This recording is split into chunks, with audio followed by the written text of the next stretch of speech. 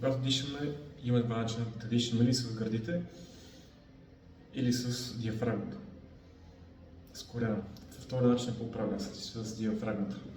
Тя се разтяга не само напред, но също настрани на 360. Като един балон, като се надува балона, се надува всяка една посока. Правим буквата С с двете ръце и тук в нашите ребра, долната част на самите ребра, тук слагаме така, по този начин. И сега искам между гърдите ми ниско, раната ми ниско и просто искам да дишам с носа към моите ръце. Трябва да се сетя напрежение и натиск, как ми се разтваря диафрагмата и корема напред, назад и настрани.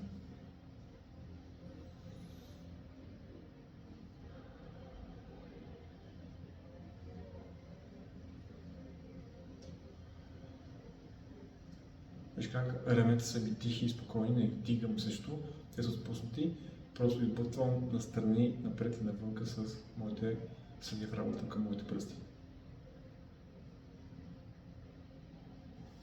Тук в края на пъти, като вземете въздух, трябва да усещате добра активация в стрешните мускули на корема.